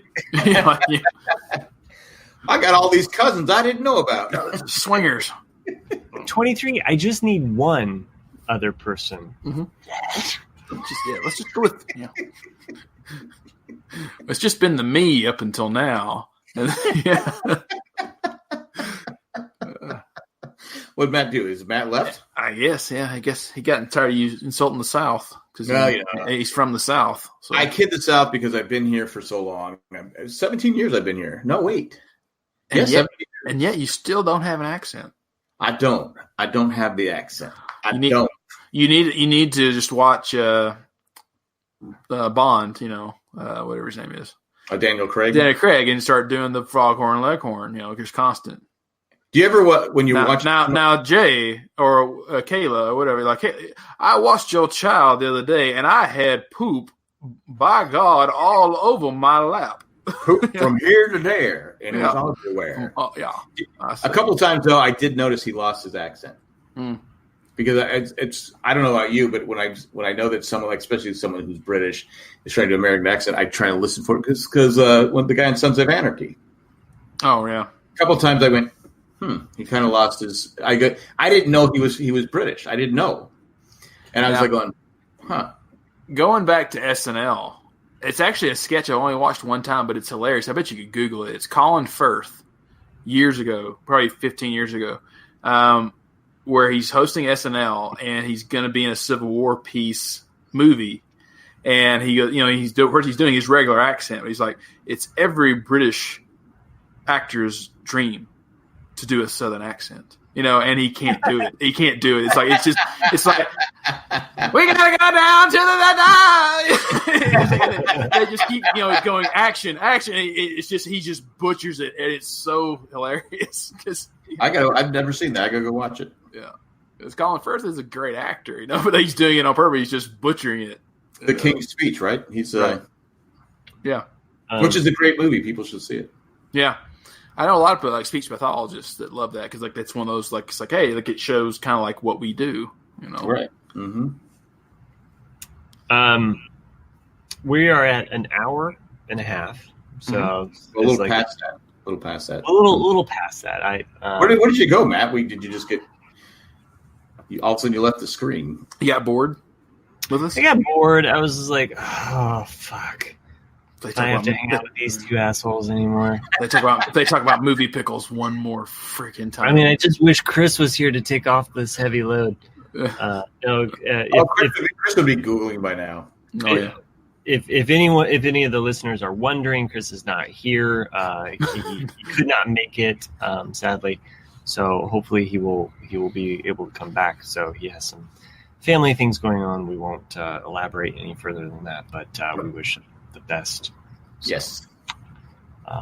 Wish that he could be here with us. So we miss Chris, and I know he misses hanging out because this is always kind of this is our hangout time. This is our hangout, my hangout time, because I'm usually dealing with kids that can't speak. Even though my granddaughter is now almost saying thank you. Thank you. Thank you. You considered a speech pathologist? No, I just say I don't put any pressure on kids. Do you do the sign language stuff like more? No, she all of a sudden, we can't figure out where she got. She started doing it, and we're like going, well, who taught her that? Oh, because it wasn't me. I mean, I didn't teach her that, because I did say, hey, do you want mac and cheese? Because I showed my wife, she has this applesauce stuff they squeeze. Yeah. And like when she wakes up from her nap, she's like really she's like the meanest person alive when she wakes up from a nap. She's just not happy. Yeah, that's my son. I try to make her happy and stuff like that. Hey, do you want milk? Do you want this? So I go, hey, do you want some applesauce? She goes, smacks it out of my hand and goes all the way across the floor. I go, so you don't want the applesauce? And my kids are like, wait, what would happen if we had done that as a kid? I go, you would be standing here. my grandkid can do that. I go, okay, so we don't want the applesauce. What would you want some mac cheese? She goes. So I know she wants some mac cheese, nice. But she shakes her head no to everything. I go, do you want some yogurt? Then she takes the yogurt. I go, do you know it's yes. I'm trying to work with her and stuff like that, but she is starting to say thank you, because I brought her. She likes to watch the show Bubble Guppies. Oh yeah, which I don't understand. I don't get that show, because they have a giant guy that goes. He's a group. What's a fish? Grouper. You got me. I just know the name and the fact that it exists. I don't know the plot. I mean, I call him Mr. Groper. I goes, this guy had like have they done like a background check on this guy, because he's always around these kid fish. I mean, I'm not buying it. I'm here to help you. I'm here. Yeah, okay, Mr. Groper. I don't trust you. I think it's the fact that we watch adult TV shows. So when you do watch kids shows, you're like, everyone's a suspect. Okay, like I don't trust anybody. And that kid over there, that kid's an asshole. So, yeah. Well, the other day, they're in, one of the kids is stuck in a tree, and I'm like going, they're underwater. He's a fish. Just swim down. Can't he just swim down? Yeah, and I'm like, I'm the asshole for thinking that. But anyway, so she liked that. So we have a beanbag chair it's Zach's beanbag chair, but he's not here, so we can use it. And so I go, hey, do you want some hot dogs? And she walks up, she goes over and sits by the TV and waits for me to put it on Bubble Guppies. Yeah. Because she's usually sitting there trying to figure out the remote. At 16 months, I go, what are you doing? And she's like, all right. Anyway, so, I mean, one thing I will recommend for littles, and I did this with my kids. They learned their letters so well. Was writing with a poop? No, opposite of that. Complete opposite of that. Don't ever let your kids play with poop. People.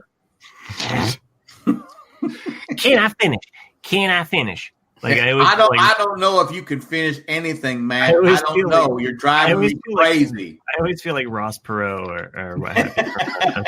Can I finish? Can I finish? Larry, can I finish?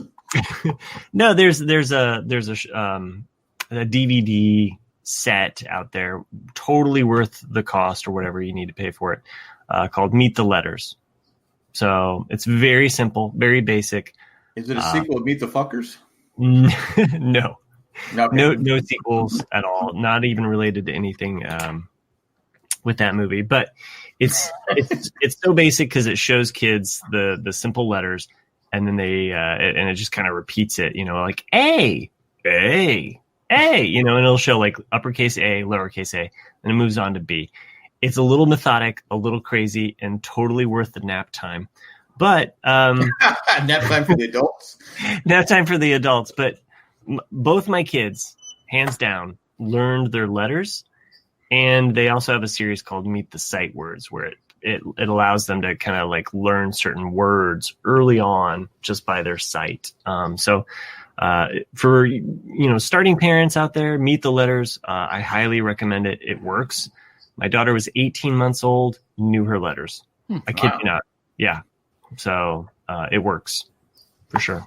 Does it have a cool song like Bubble Guppies? Bubble Guppies. No, there's no songs. There's no like other commercial like nefarious purpose for this. There's no Baby Yoda involved at the end. It's just letters. So there's a book too that kind of goes along with it, but you don't need the book. You can just have the DVD. All right. Okay. All right.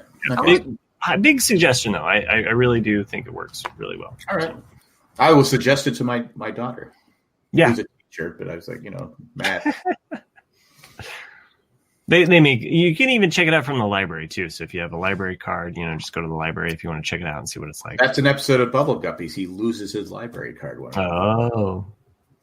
I mean, there's only 6 fucking kids in the whole show. I mean, like the library's not going to know it's him. What's a library card? Do you have your card? No, Mr. Grouper took it. It's Mr. Groper. Mr. Groper. Nick, you were going to say something. Well, no. I said, what's a library card is what I said. But yeah, I would, because you guys are such responsible parents and grandparents, if it was me and if I knew something like German, like Matt or Latin, I would just babysit my grandchild and only speak that third language. And then when the kid actually spoke to my kids, and they'd be like, do you want apples? 9,999. They wouldn't know what was going on. Like, why is my kid speaking German to me? Dad, why is the kid speaking German? I don't know. And this is why we need a spouse. So, female or male, the kid when German has the urge to take over the house, right? Yeah, right. He's just not happy with his room. He has to have everybody's room. Exactly. He's a very disciplined child. Yeah. At least he uses the artichoke method to take over the rest of the house. So he needs breathing room. I'd love for this episode to go longer. We're already supersized and we don't have any bonus material because this is the bonus, right? Like we've gone almost a half an hour over our normal. I think so. So screw the patrons, man. We love the patrons. It is funny how much more we talk when Chris isn't here. It is, right? I miss Chris, but wow, Well, to be fair to Chris, he usually has to go to bed.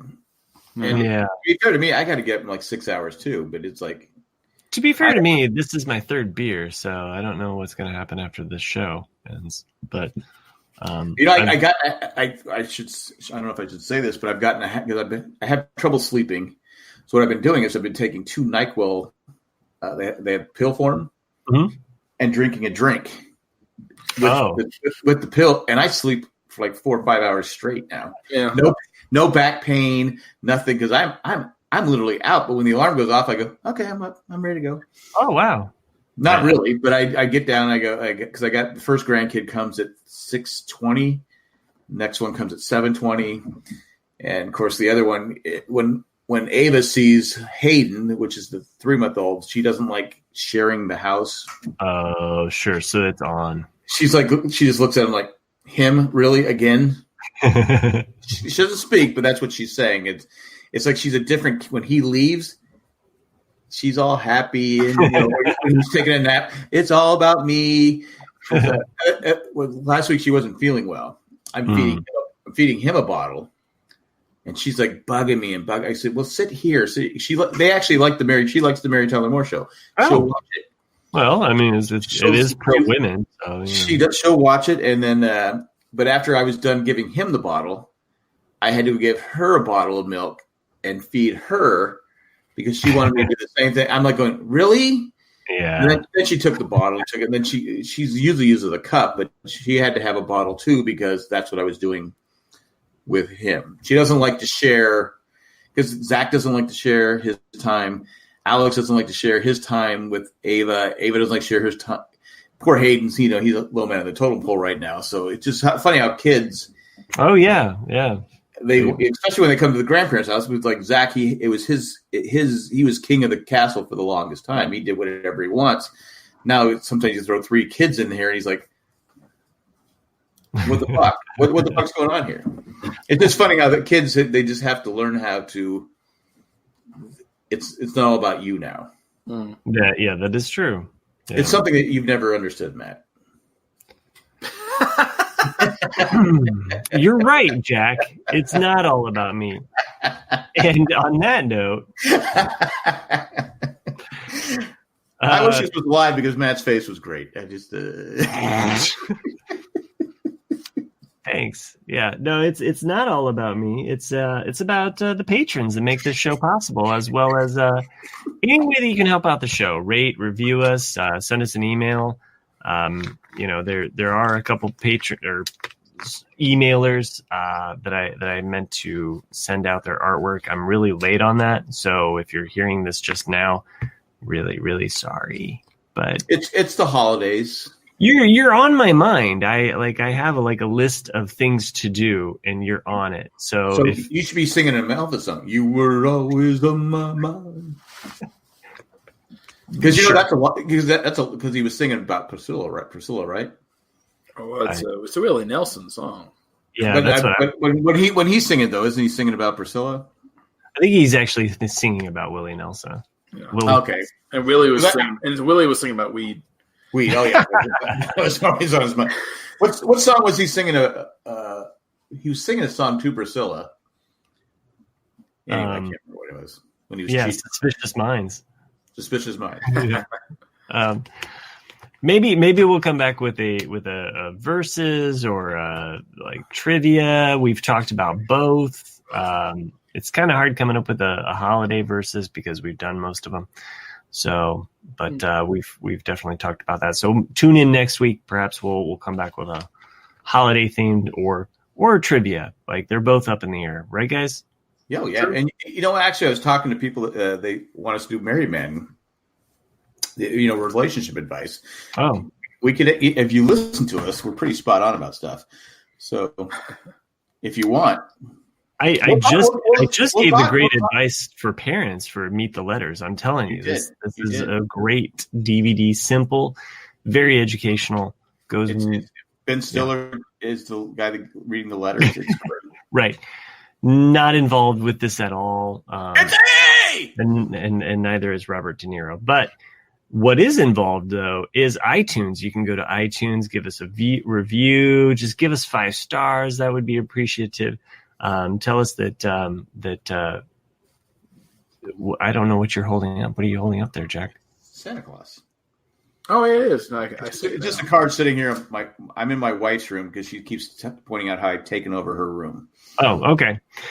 So on with the show. Amazon.com/JandJack. You can buy all your Santa Claus cards to outdo Jack, or you can buy Meet the Letters, which, by the way, is a great parenting tip there.